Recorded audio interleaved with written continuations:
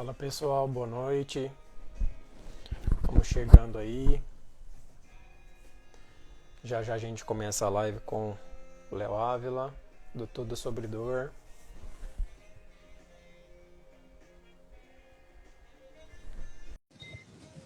Vamos aquecendo aí, esperando mais gente chegar. E já já a gente começa a falar. Fala, Oi, Léo. Gui. Boa noite. Tudo Boa bom? noite, tudo bem? Como é que tá aí? Tudo certo por Tu- aqui? Tudo sob controle também. Que bom, me ouve bem? Te ouço bem. Tá, tô te escutando e te vendo direitinho. Só tô ajustando aqui. Ótimo. Só Beleza. ajeitando aqui. Aí, Tranquilo. E aí, Léo? Muito trabalho, muito paciente, muito estudo, muito curso? porra, cara, hoje o dia foi pesado. Foi pesado. Imagino. Mas é um pesado bom, né? Sempre digo, Aham, enquanto a gente tem atividades a fazeres é um bom sinal. Pior se fosse um pesado justamente, no sentido de ainda estar em busca de algo, né? É, justamente. é o lado bom. E tu, Legal. Tô só esperando um pouquinho, né? Mais gente chegar. Perdão, pode falar.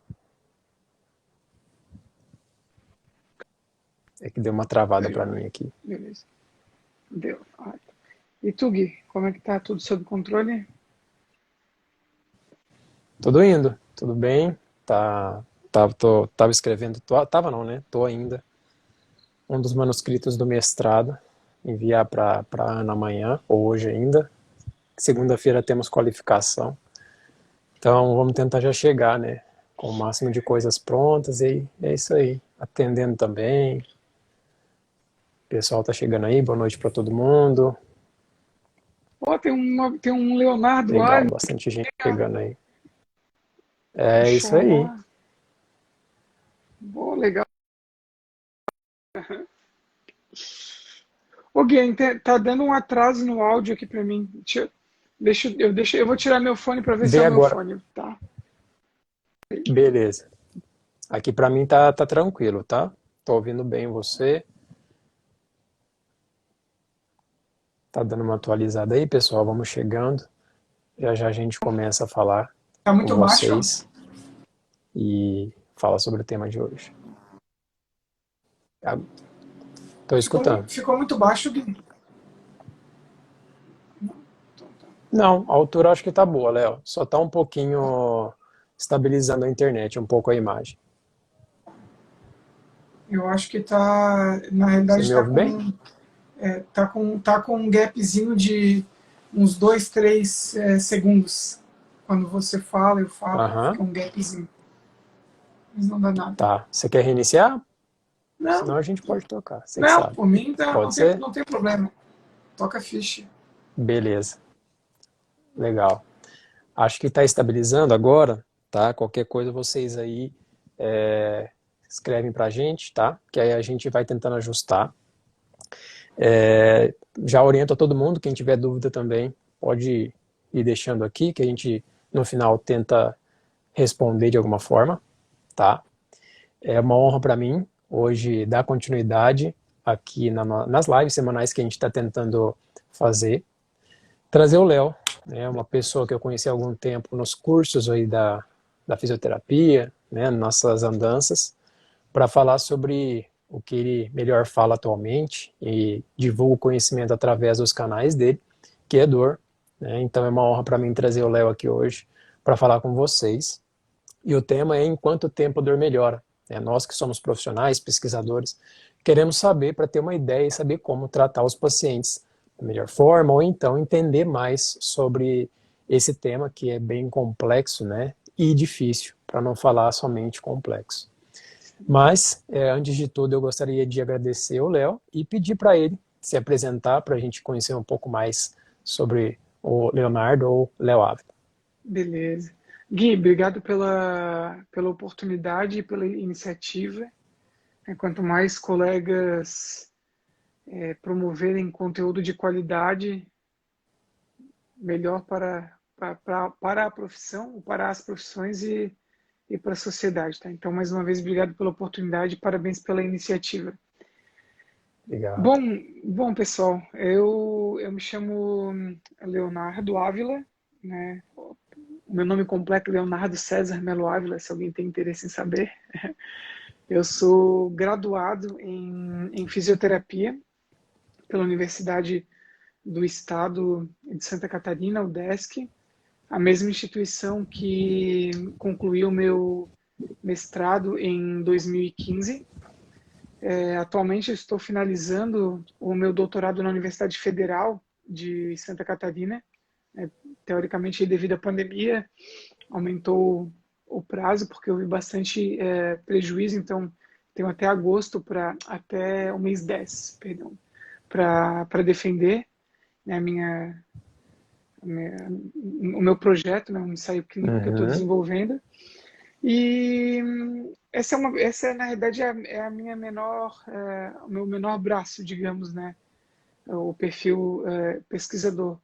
Eu sou um curioso, né? Estudioso da dor, estudo bastante a sós aqui em casa Aham. e sou clínico, né?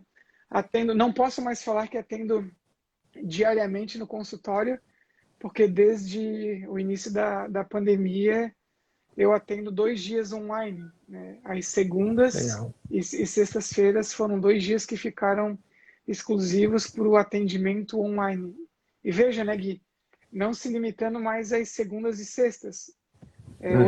Hoje à tarde, antes de ti, faz 20 e poucos Aham. minutos, eu estava atendendo a minha última paciente online, né? Antes disso, eu estava atendendo uma outra paciente de Londres. Ontem estava atendendo paciente online à tarde também, de Portugal. Então, eu acho que se colocar uma carga horária, até atendo mais online do que presencial. Presencial. Legal. Todas as mudanças que vieram acontecendo, né? Exato, exato. Legal. E Mas é converso bom, Léo. sobre. Perdão, Gui, e Pode converso falar. sobre dor, né? E um Aham. detalhe, eu converso sobre dor com uma ênfase para profissionais da saúde, né? Aham. Não, e não me limitando à fisioterapia. Então, o objetivo é conversar com os profissionais das mais variadas áreas, mesmo que Aham. o público mais expressivo no meu perfil ali, no caso, sejam fisioterapeutas. Fisioterapia. Mas eu tenho uma relação bem bacana com médicos, educadores físicos, Legal. psicólogos, principalmente. Eu acho que isso é muito interessante, Léo, visto hoje as abordagens que nós vimos, né, cada vez mais, e eu vou deixar para depois você discorrer, mas que a gente Uhum. vê a necessidade da abordagem, principalmente para os pacientes com dor crônica, né? Então, acho que Sim, essa forma de divulgação, comunicação ou intercomunicação, eu acho que é muito interessante e, obviamente, necessária. Então, todo mundo sai ganhando e, principalmente, o final de tudo é o paciente ganhando, né? perfeito. Perfeito, Gui. Perfeito. Ótimo.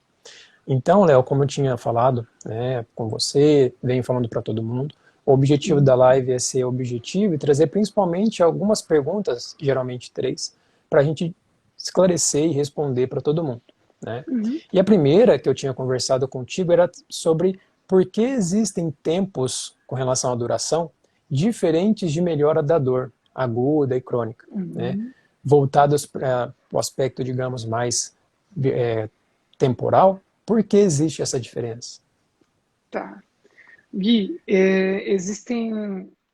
existe uma série de classificações, né? O, Aham, a questão da durabilidade, por exemplo, a transição de uma dor aguda para uma dor crônica, inicialmente foi uma tentativa de se basear num processo fisiológico de remodelamento tecidual. uhum, Só que aí tem um detalhe. Isso diz respeito àqueles indivíduos que têm a sua fisiologia íntegra. A história começa por aí, primeiro. Então, o fato da gente delimitar para quem tem a fisiologia íntegra já exclui um leque muito grande da população. Haja vista que tem sim, pessoas que têm, por exemplo, alterações que decorrem em mudanças celulares. Vou dar um exemplo: hanseníase, diabetes, aham, HIV, enfim, e uma outra série de fatores. Tá? E tem mais uma questão, Gui. Esse tipo de raciocínio, ele era muito alinhado com o que a gente julga não ser o mais adequado para entender a dor, Tá. principalmente a dor crônica. Era uma questão muito estruturalista. Então, isso se adequa ao que a gente chama hoje de dor crônica secundária. O que é isso? É aquela dor que você olha para trás e, ao longo da anamnese, por exemplo, do paciente ou da história do paciente, você detecta que há um evento causal ou uma alteração tecidual detectável. Então, ali você podia hipotetizar: opa, houve uma alteração tecidual, Uhum. houve um pico de atividade imunológica, fases de proliferação celular, até haver Tá. um remodelamento e Uhum. cicatrizou.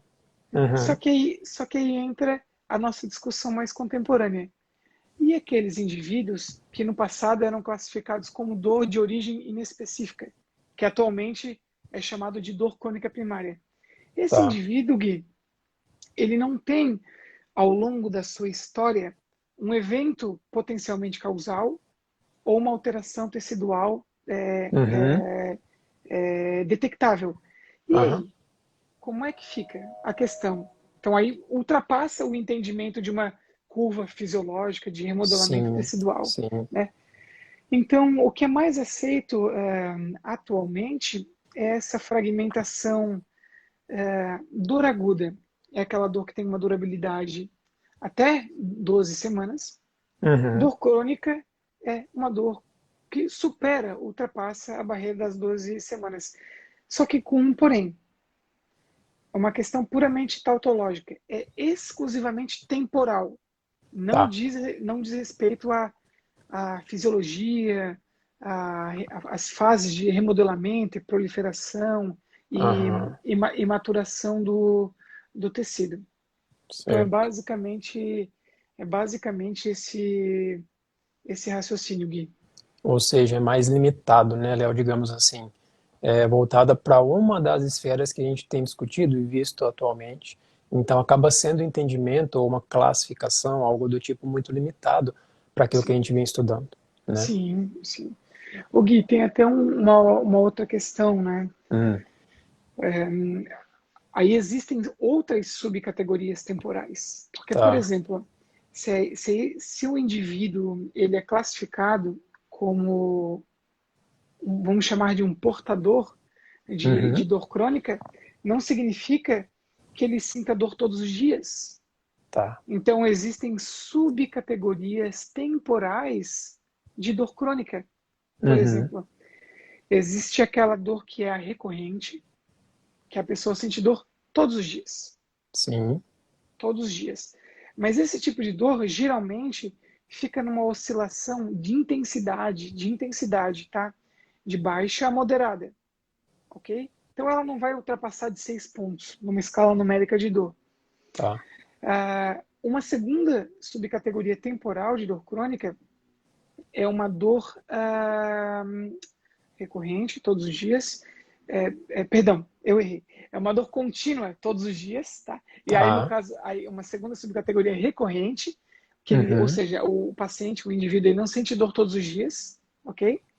E uma terceira subcategoria, que é a dor contínua associada a flare-ups.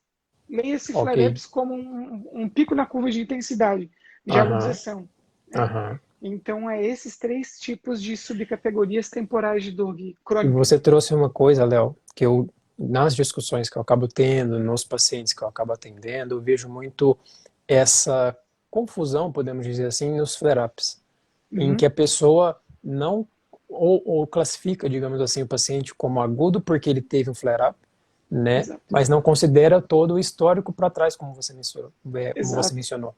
E isso acaba influenciando negativamente no qual técnica, método, enfim, o que eu vou fazer com o paciente, né? Perfeita análise. Porque aí entra na máxima que a gente comentou há pouco. O fato de um indivíduo ser classificado como portador de dor crônica não se traduz que ele sinta dor todos os dias. E um Certo. indivíduo com dor crônica pode agudizar. Aham. E o fato de ele agudizar no que tange a um pico na curva de intensidade da dor, não se traduz numa alteração tecidual sim, detectável, não se sim. traduz necessariamente em alguma questão cinesiopatológica ou Aham, patoanatômica. E o mais bacana, Gui, os flare-ups, eles precisam sempre ser reavaliados desde o início. Porque vamos supor que, por entendi. exemplo, você esteja atendendo um paciente com dor no ombro, né? Uhum, E ele tem um histórico de dor no ombro. E ele é um paciente que é caracterizado com dor crônica recorrente. Ele aham, não sente dor todos os dias. Ele tem períodos de recorrência, né, do quadro. Então, ele pode ter, Gui, um flare-up por uma questão ortopédica, óbvio. Ele é um ser vivo. sim, sim, Ele sim. pode, ele pode sim fazer uma tarefa que envolva uma demanda física que ele não esteja habituado e que essa demanda física exposta a um tecido sensibilizado faça ele interpretar aquela condição como dor. Justamente. Todavia, ele pode ter um flare-up numa outra, um outro linha do tempo que Uhum, seja associado a um último mês com o prejuízo no sono muito ruim, que sim, acaba prejudicando vias dopaminérgicas endógenas, sim. serotonérgicas, deixando esse paciente com um espectro mais pró-noceptivo, mais vulnerável a sentir dor. Esse paciente, lá na linha do tempo, ele pode ter um flare-up porque ele teve, digamos, alguma questão no que diz respeito à esfera social, por exemplo, no trabalho, uma bandeira preta, Sim. uma bandeira azul, que altera a Aham, química do corpo e que novamente puxa o limiar dele, sensibilidade para baixo. E aí ele, exposto a uma tarefa legal. boba ou nada, fica Aham. susceptível a sentir dor. Então isso é sempre um convite à E reavaliação, né? é isso que eu ia falar, é tão interessante, uma paciente essa semana ficou bem claro isso. Um Uhum. histórico, ou seja, né, analisando, a gente fala muito sobre analisar de forma abrangente o paciente, de forma holística ou de forma mais compreensiva, Sim, abrangente.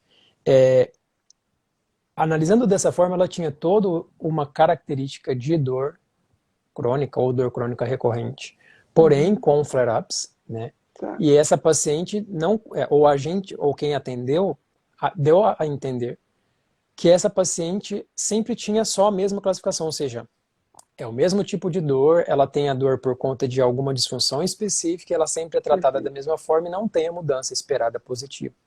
E uma perfeito. vez que, mesmo analisada de forma abrangente, é dividido, digamos assim, o flare-up, ou a condição, digamos, flare-up, né, para analisar se tem algo relacionado com situação presente, seja social, seja do trabalho, seja física em si de atividade, como você mencionou.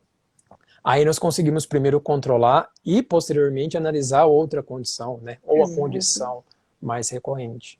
perfeito. Aí entra uma classificação Uhum, de dor que não é oficial, mas que é muito comum de se ver no dia a dia, que é a ah, dor que ela tem um predomínio misto, né? Vamos supor que essa paciente com dor crônica que a gente esteja hipotetizando aqui, uma aham, dor no ombro esquerdo, que ela tenha recorrências do quadro ao longo do tempo e que, teoricamente, ela foi classificada pelo clínico que está tratando no passado como uma dor predominantemente nociplástica. Não tem nenhum evento detectável ou um agente causal ao longo da história. Mas nada aham, impede, Gui, que numa vou até responder aqui para o Tiago, né? Tiago Oliveira Lucena, que não faz. Tiago, leia esse flare-up, uma agudização do quadro. O paciente com histórico de dor crônica, ele tem uma nota de dor ali, vamos supor, basal, que fica oscilando de 3 a 4, 3 a 5, e ele tem um pico de repente, uma intensidade de 6, 7, 8. Então ele pode ter esse flare-up. Então esse paciente, Gui, até Ana, estamos falando de hipotetizando um cenário de dor do ombro, né? Que essa paciente que no passado foi classificada com um mecanismo predominantemente na época nociplástico, ela possa ter um flare-up a médio ou longo prazo que tenha um componente neuropático envolvido, sim, porque ela pode sim, ter algum tipo de lesão e ou doença do sistema nervoso somatosensorial.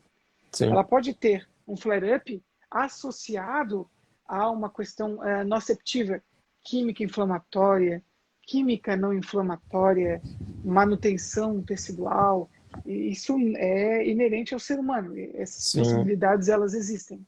justamente. Eu acho que isso é muito interessante, né? Até pensando naquilo que você mencionou da reavaliação recorrente, né? Da reavaliação, não vou falar contínua, mas justamente sempre voltando e analisando o paciente, porque a cada sessão pode ser algo novo que o paciente traga, que ele sinta abertura para falar ou que você descubra.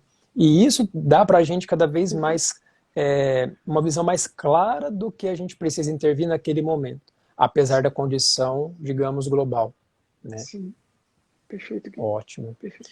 E pensando, Léo, nisso, se a gente for um pouco mais para dor crônica, Uhum. apesar de toda essa diferença de classificação, de, digamos, fatores que se sobrepõem um aos outros, o que você me diz sobre tempo de tratamento ou tempo de melhora para a dor crônica? Existe algum direcionamento de tempo? Eu sei que é difícil, né, principalmente pensando de forma global, mas pelo menos na literatura tem sido citado algo do tipo, né, porque muito paciente acaba perguntando para a gente, acaba falando, ó, o que você tem de opinião sobre minha dor? Enfim. O Gui, eu sou um pouco cético enquanto a literatura, Aham. tá? Que veja, né? É um assunto meio engraçado, triste, polêmico, mas que eu acho que sempre vale trazer à tona. O fato, veja bem, né?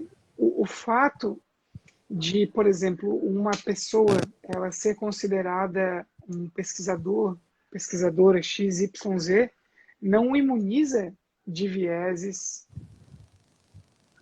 Sim, não o imuniza de estar preso a modelos antiquados de entendimento da dor. Tá? E para quem consome a literatura sobre dor, óbvio que é impossível ler tudo. Tá? aham, Então, para quem acaba filtrando para aquilo que lê, nota que existem muitos pesquisadores que são, por exemplo, referências na área, que cometem algumas gafes nos seus textos em relação à confusão de terminologias, confundir um mecanismo com um fenômeno. uhum, Isso acontece. Por isso que eu sou muito cético quando se fala acerca de uma projeção temporal para o tratamento da dor crônica, tá? sim, Porque aí veja, Gui, olha só, talvez para nós isso esteja muito claro, porque nós somos curiosos, não por termos nada de especial, tá? Só por sermos talvez aham, curiosos. Tratamento não significa cura. Tratamento é manejo, sim, é proporcionar algo ao indivíduo, qualidade, sim, bem-estar, às vezes alívio da dor, hipoalgesia, sim, analgesia, certo? Mas tratamento não é sinônimo de cura. Então, para o manejo da dor, no que tange a brincar com as mais variadas variáveis que estão por trás da dor, isso eu tenho plena convicção que é possível a curto prazo, tá, dependendo do tipo de dor crônica. Aí me lembra disso daqui a pouco, tá, Gui? aham, Dependendo do tipo de dor crônica. Porque você pode proporcionar ao paciente mudança do desfecho incapacidade, através de uma escala funcional específica. A pessoa conseguir sentar no vaso e limpar a própria nádega, conseguir colocar a roupa no armário e fazer a cozinhar para si próprio. Por exemplo, 3 itens numa escala funcional específica do paciente. Você pode promover ou fomentar a capacidade do indivíduo desenvolver autogerenciamento, né? Autoeficácia. É sim, o que, na realidade, chama-se autonomia. A aham, ciência ou a tradução deu um nome nada a ver. É autonomia. aham, A pessoa ter autonomia, né? sim, É autoeficácia. Na tradução, acho que ficou meio ruim. É autonomia. O cara ser autônomo, capaz de autogerenciar, né, a sua condição. A gente pode brincar com modular a intensidade da dor, sofrimento da dor. Mas aí entra naquela seara, Gui, que eu falei para tu me lembrar. Aham, Depende do tipo de dor, Gui. Você, aham, por exemplo, um modelo de abordagem que tu propõe para os teus pacientes, alguns que você emprega, por exemplo, faz uso da imagética motora gradual, para uma pessoa que tenha um histórico de dor no membro fantasma, aham, ou que ele tenha uma síndrome da dor regional complexa, tipo 1 ou tipo 2, né? Esses pacientes, a probabilidade de um cessar na íntegra e ele nunca mais apresentar um episódio, a probabilidade ela é pequena. A probabilidade ela é pequena, tá? Porque entra uma questão, Gui. Aí existem subcategorias de dor crônica. aham, Subcategorias de dor crônica. sim. E aí entra uma questão. Existem, aí a gente pode extrapolar aqui, né? A gente não está falando, né? Se alguém nos julgar, problema de quem nos julgar. É, existem quadros, Gui, de dores que são classificadas como crônicas, mas que, mesmo que nós não consigamos detectar um evento causal ou detectar uma potencial alteração estrutural, isso não nega a existência do evento ou a Sim, existência da alteração. Pode ser uma questão sim. a nível celular, molecular. A Ou gente nível de apenas. influência. Exato, exato. A gente apenas assume a nossa ignorância momentânea e a ausência de ferramentas com acurácia diagnóstica para detectar aquele evento ou aquela fonte potencial geradora. Aham, Mas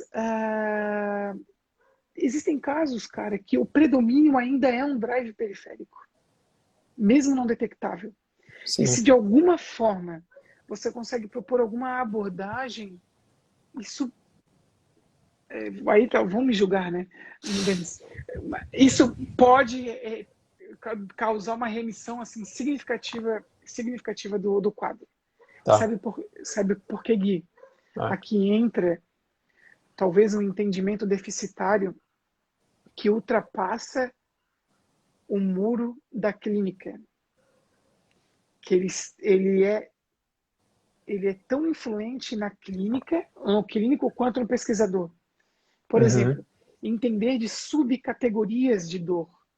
aham, Quando a gente faz uma estratificação no nosso mestrado ou doutorado para deixar a abordagem homogênea, olha como é pobre a divisão, Gui.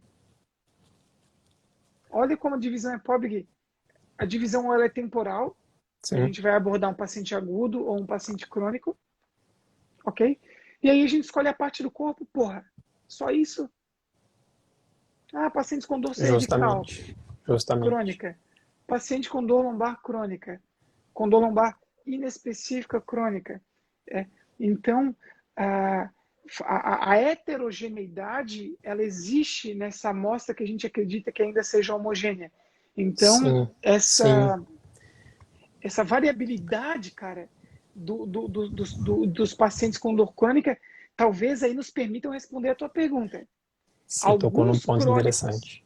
a gente pode talvez estimar um prazo de melhora que Aham, envolva um movimento específico, um movimento geral, às vezes um acompanhamento farmacológico, às vezes um acompanhamento psicológico e um tripé fundamental de alguns componentes de lifestyle. sim, Daí sim. sim. Então, o que tu acha dessa ideia? Tu Mas acha que ela é um pouco louca ou faz algum não, acho que a sentido? resposta é bem, casa bem com o que eu pensei que seria, né, por conta É, da pergunta. Casa muito com o que eu falei hoje num post sobre se a dor está no cérebro, como que a gente trata, né? exato. E por que que a gente usa aparelho, técnica, exercício, se a dor estaria no cérebro? Sim. Isso que você falou foi justamente isso. O que influencia a dor daquele paciente? Quais são as questões do tecido que tem a estimulação periférica influenciando? Como que a gente consegue fazer essa forma de avaliação? Quanto que a gente consegue mensurar o quanto de influência que a gente gera no tecido para influenciar lá no processamento? Sim. E ainda, né, como você falou, a gente tem uma homogeneidade descrita sobre essa condição, como a dificuldade de entendimento da heterogeneidade, é até interessante que no meu mestrado que é de avaliação de medida, com o Handheld, a gente tentou classificar bem a nossa população. Porque até para isso os estudos também não trazem, tá, mas o paciente tem quanto de incapacidade falando que tem dor crônica? Ou qual que é as outras características desse paciente? Justamente porque de alguma forma isso vai influenciar para a dor. O conhecimento que a gente tem, na abrangência que a gente tem, né, eu penso nisso também porque, que você mencionou, porque se nós não conhecermos mais profundamente o paciente ou as características, se a gente conseguir de alguma forma subdividir para entender melhor esses pacientes, a abordagem, de novo, fica aquele tiro no escuro, porque tento, né, acertar de alguma forma, e eu também tenho uma visão assim, que eu posso, na verdade, causar a volta da dor desse paciente, ou a recorrência, ou até não a melhor, porque eu estou errando, e não porque o paciente não foi, né, tratado, ou enfim. Perfeito, perfeito. Ô Gui, nós temos a nossa parcela de influência significativa na condução do quadro.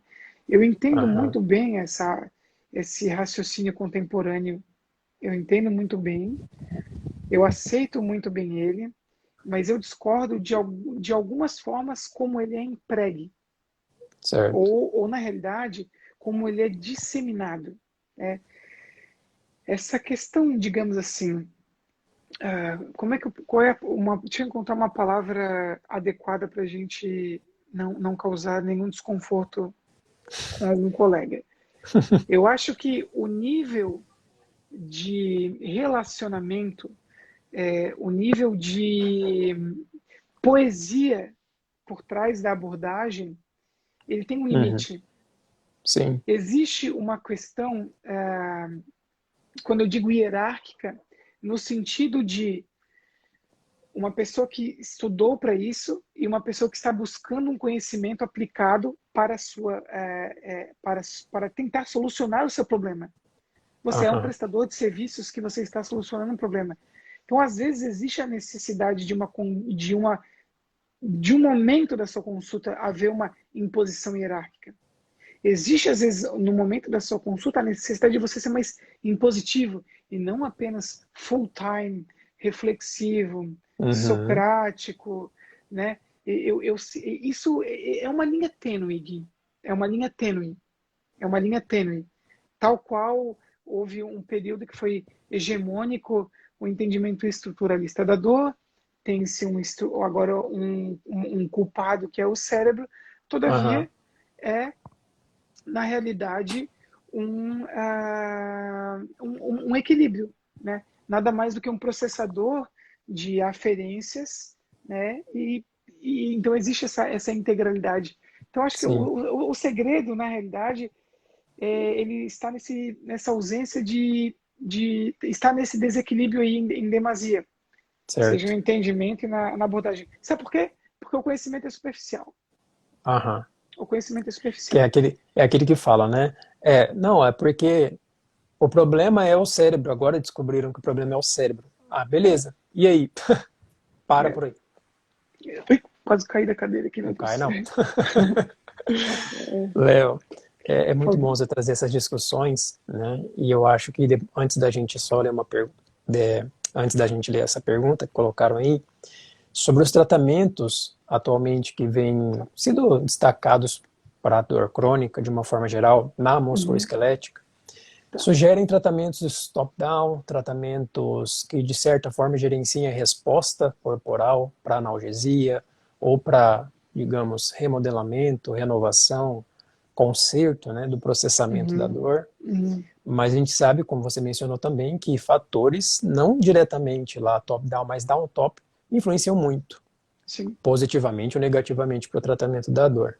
Uhum. Existe algo sobre a efetividade dos tratamentos que você possa elucidar, colocar num nível maior aí de eficácia para a gente dos tratamentos? O Gui, até o presente momento, tudo muito baixo ou baixo, né? Se a gente for pensar na Certo. fisioterapia, né? Aham. Pensando nesse quesito aí digamos, de nível de evidência das mais variadas abordagens, é tudo muito baixo ou baixo. Se você tem um estudo com um bom desenho metodológico, por exemplo, com um grupo controle recebendo o usual, talvez um tratamento mais contemporâneo e talvez um terceiro Uhum. grupo que seja é, a fila de espera ou um placebo, o efeito, quando apresenta alguma eficácia pura, tentando descaracterizar os confundidores, é muito baixo ou baixo. Né?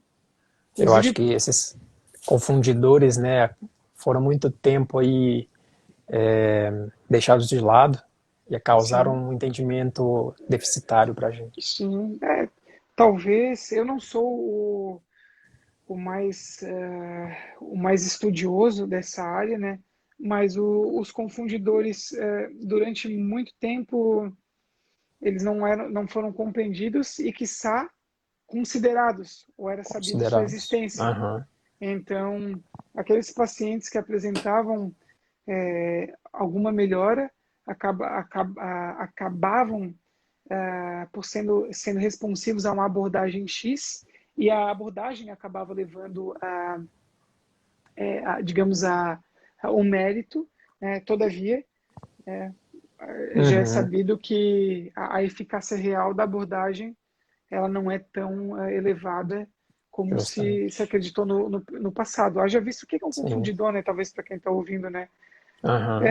A história natural da doença, gente, por exemplo. A fisiologia, a história natural da doença. O próprio prognóstico de uma condição, né? Então tem-se uma curva de normalidade, sabe que aquilo ali, se não fizer besteira, tende a melhorar, né? O tempo, né? Uma questão, né, comportamental, um perfil de paciente que tem uma tendência a ser mais bondoso para com o clínico ou com o avaliador do projeto e que alega estar bem, Aham. mesmo não estando. E o que a literatura coloca num grande balaio como sendo o próprio placebo, né? Que nada Sim. mais é do que uma série de outros Sim. fatores contextuais, né? Como, por Aham. exemplo, a expectativa para com o tratamento. E aí entra uma grande confusão, Gui, porque se por trás da expectativa, ela já traz mais um monte de barreira. Expectativa com o quê? Expectativa com o clínico, que ele recebeu uma divulgação de um colega, Aham. expectativa para com o ambiente, porque o ambiente foi agradável, expectativa com base em experiências, em processos de aprendizagem mesmo visuais ou através de Uhum. terceiros. Então, Aham. tudo isso acaba modulando a expectativa do paciente para uma expectativa positiva ou para uma expectativa Negativo. negativa. E aí é o que a gente pode também entender como placebo e nocebo. E o mais Uhum. louco, Gui, o mais louco, isso não é algo abstrato que não seja passível de ser mensurado. Porque a expectativa positiva, Gui, ela é bloqueada quimicamente. Aham. Se você pega um paciente e você cria um ambiente que teoricamente vai propor um efeito de uma expectativa positiva, e você pode dar naloxona para esse paciente. Naloxona é uma droga que bloqueia opioide, seja Tá. exógeno ou endógeno. Então, ela, além de agir na periferia, ela age no sistema nervoso central. Ela vai lá na medula, ela vai se ligar na lâmina número um da medula, a lâmina mais marginal, onde tem um receptor de neurocimina ali. E aí ela bloqueia, sabe o que, Gui? As encefalinas que você produz endogenamente. Uhum. E aí elas não vão se ligar, por exemplo, naquela região. Então você consegue bloquear um efeito de uma questão contextual. Certo. O oposto também acontece. Você pode bloquear o efeito nocebo, que é uma outra via, que envolve ínsula, que envolve amígdala, né? E aí o neurotransmissor ali envolvido é a colecistocinina. Você dá uma droga que bloqueia a colecistocinina, você teoricamente reverte o efeito nocebo. Então veja como existe uma magia da química por trás. E por que que eu citei esse assunto? Porque tu falou sobre efeitos top-down ou bottom-up. Isso Uhum. é um nome contemporâneo para algo que a fisiologia traz de décadas atrás, que chama-se controle descendente, no passado chamado de controle descendente da Aham. dor. Hoje a gente Aham. pode chamar de controle talvez noceptivo barra da dor, quando não a nocepção sem dor, ou a dor com nocepção, ou só dor Tá. sem nocepção, ou o controle aferente, né? E, Gui, eu não acredito em uma abordagem periférica que seja somente periférica. A Certo. abordagem periférica ela tem uma proporção central significativa. Aham. Significativa. Ô, Tá? Léo, acaba Por sendo um quê? pouco do que eu estava pensando. Pode continuar. Por... Perdão, Gui, só uma coisa. Porque as pessoas confundem uma coisa. Centro não é sinônimo de cérebro. Medula também é sistema nervoso central. Sim, Então, se sim. você pode fazer um thrust, uma mobilização, uma manipulação, e você tem uma ação central. Você reduz fenômenos neurofisiológicos como a manipulação, por exemplo, para entrar com movimento. O paciente que tem Sim. allodynia, né, ou uma hiperalgesia, você faz um thrust, né, porque aí você não vai ficar perturbando o sistema dando impulsos sequenciais, Aham. você vai fazer um Aham. impulso rápido. Você reduz essa hipersensibilidade para entrar com uma outra abordagem. Então o mecanismo tá ali, bate direto na medula inicialmente, né? Sim. Então isso é um critério também importante. Sistema nervoso central não é sinônimo de cérebro apenas. É Medula porque é um excelente portão de controle. é De cima para porque baixo, de baixo para você cima.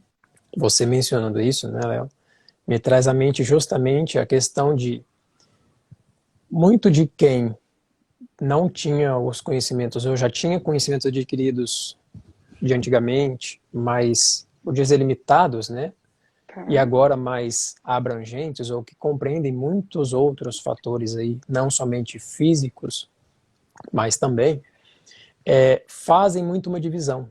Obviamente que outras pessoas também, até quem aprende agora a dor, costumam fazer uma divisão.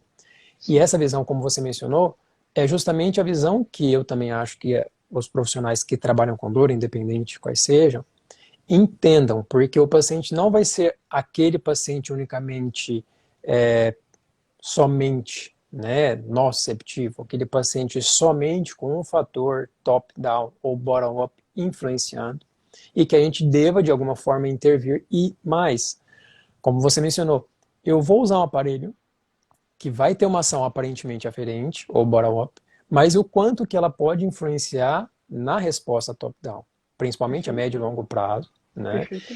E como na imagética a gente trabalha com a tendência de estimular de forma central ou top-down o paciente, mas nós utilizamos várias formas de estimulação bottom-up, de percepção com estímulos captados no corpo, né? Perfeito. Ou seja, a forma de apresentação, a questão temporal de apresentação para o paciente ou de utilização, a repetição desses tratamentos para modulação ou mudança do comportamento, seja ele cognitivo, seja ele do movimento, seja ele do próprio processamento da dor, é muito específico do paciente, né? Então, dificilmente a gente consegue também extrapolar de uma forma simplória isso, e cada paciente tem que ser reavaliado, né? Como você mencionou, para avaliar isso também.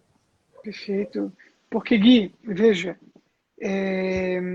os pacientes, né, na realidade, os seres humanos, que naquele momento são classificados como pacientes, né? São pacientes conosco. Aí, no dia a dia, são seres Uhum. humanos. Eles trazem consigo uma série de, por exemplo, fatores de risco. Uma série de fatores de risco. Tá? Novamente, fatores de risco endógenos e exógenos. Né? Fatores de risco, alguns deles, Gui, endógenos, que infelizmente, fazem com que o pêndulo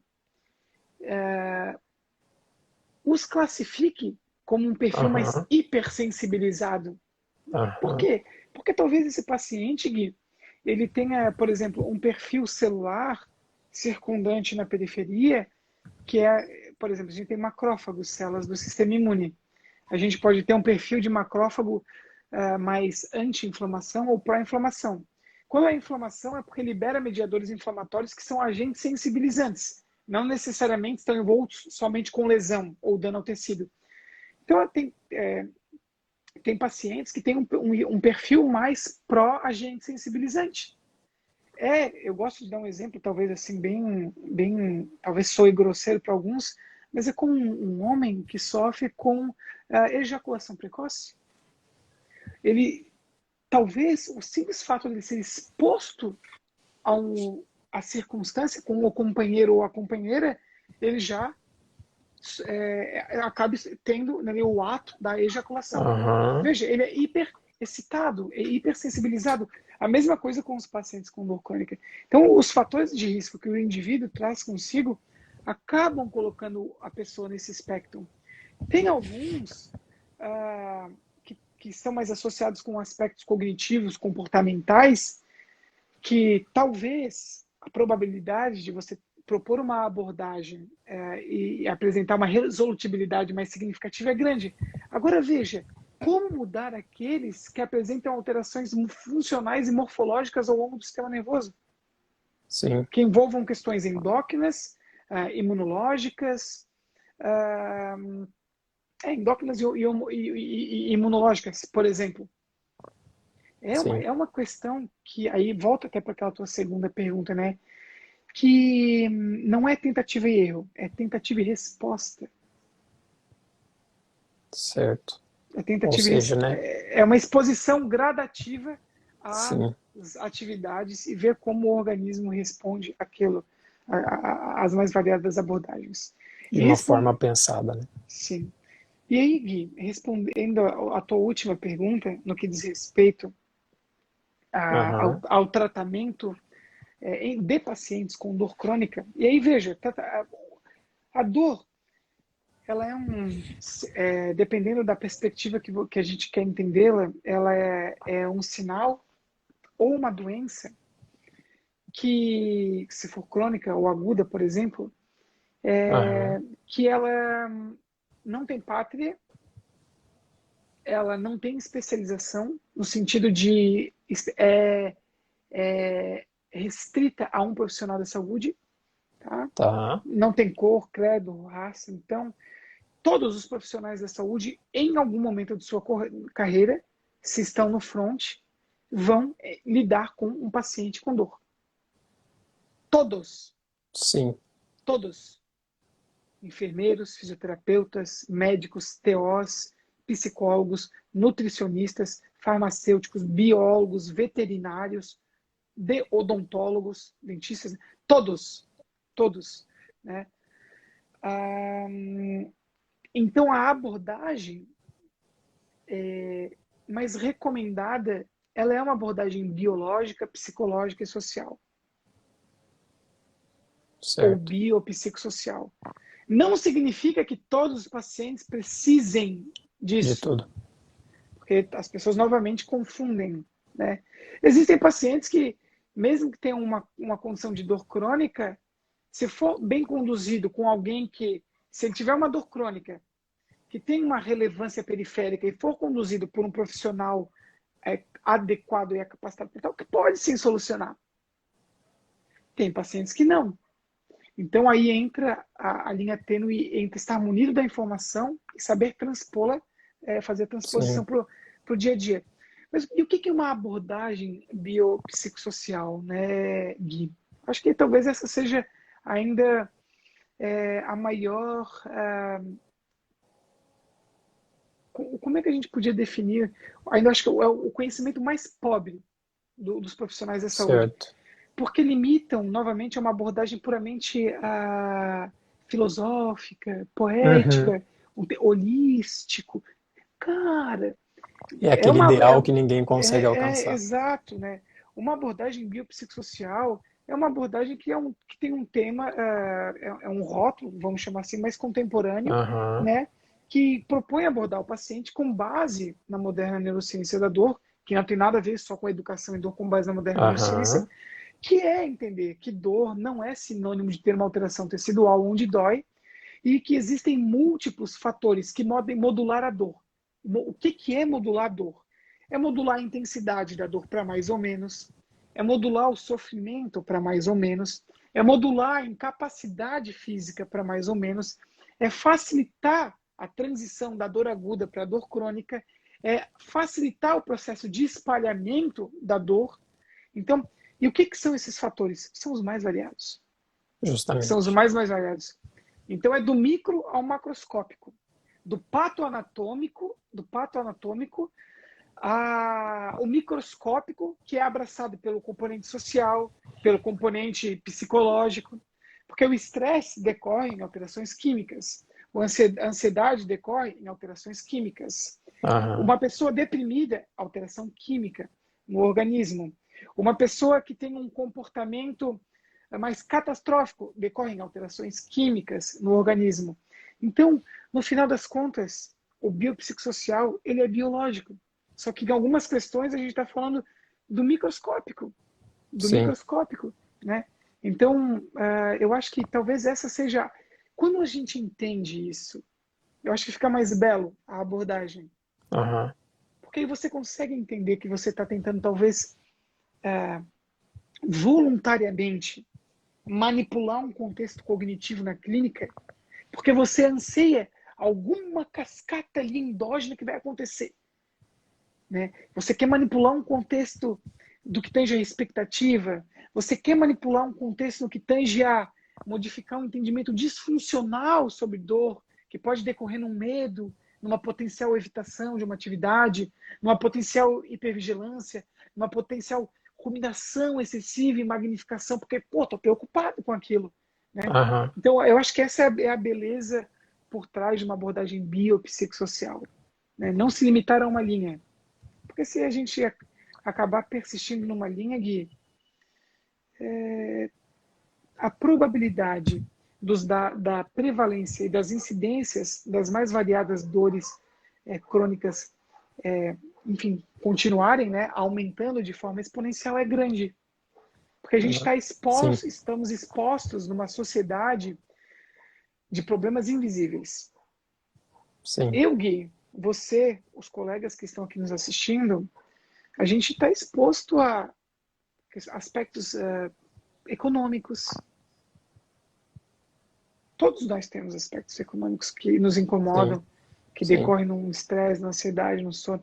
Os nossos problemas são invisíveis e eles estão ali, full time. É Talvez muito legal esse. você falar disso tudo, porque muitas coisas, muitas, né?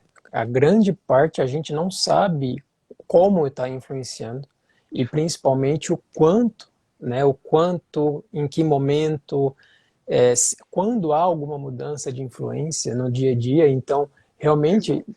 uma questão muito bonita, filosófica, ideal, quando a gente perde um pouco da realidade na aplicação na Sim, investigação desses pacientes faz total diferença, né? Até faz.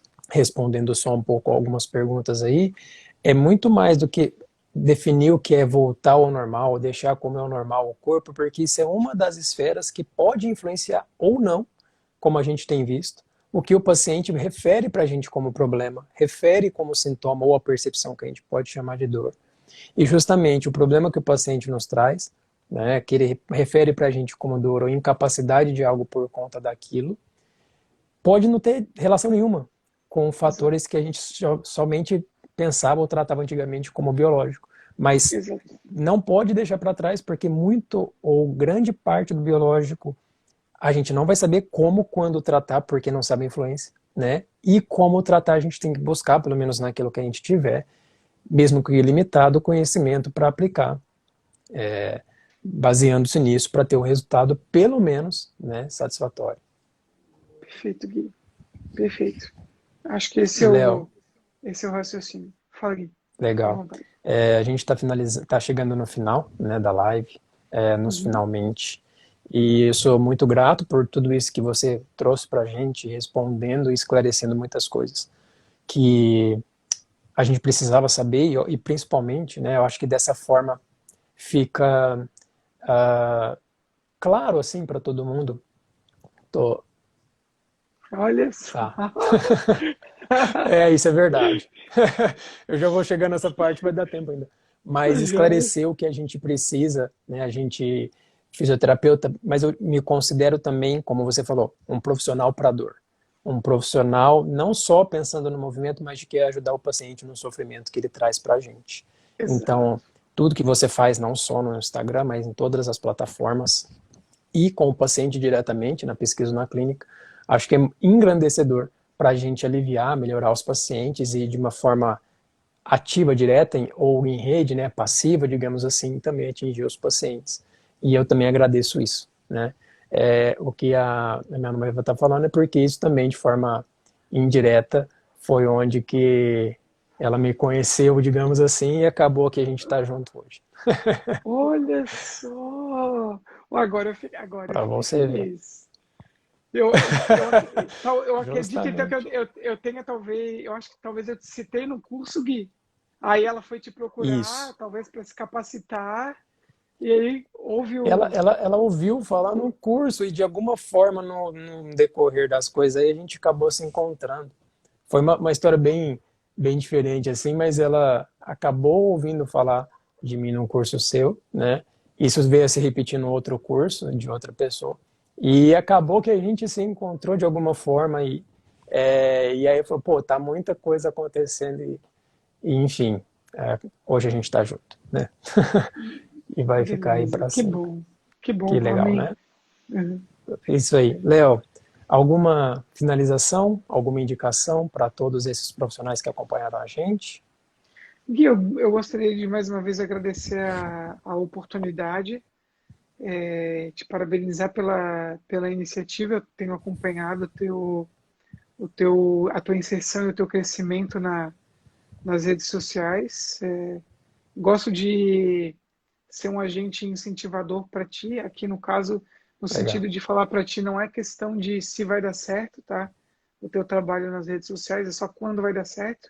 Então é só persistir. Bom, Persista, obrigado. persista que uma hora a chave vira, cresce rápido e aí você vai alcançar todos os seus anseios e os seus objetivos, né? Bom, E eu acho que é isso que eu gostaria, né, de agradecer e te dar esse feedback positivo. A gente está numa legal, Léo. sociedade tão chata e tão crítica que a gente esquece de estimular o próximo, né? Acho que é Sim, importante. É justamente. importante dar esse feedback positivo. É aquilo que a gente gosta de receber, então tem que também oferecer em troca. Obrigado, é recíproco. E também, né, digo para todo mundo que acabar assistindo essa live, que seja na forma agora presencial, na forma ao vivo ou gravada, para acompanhar todas as plataformas que o Léo, de alguma forma, acaba apresentando para a gente conhecimento. Como ele mencionou, né, a gente está aqui para ajudar todo mundo e ser ajudado de alguma forma, fazer o bem, que eu acho que não é só com o paciente diretamente, mas se a gente Sim, consegue transmitir algo que chegue lá no final da linha, vai ser bem positivo, tá? Vou perfeito. deixar a live gravada aqui, agradeço novamente, Léo, uma boa noite para você, boa noite para todo mundo, a gente continua junto aí, Valeu, amigo. Obrigado, tá? Tchau, tchau. imagina. Tchau, Boa tchau, noite. gente, Até a boa próxima. Tchau, noite, tchau. até.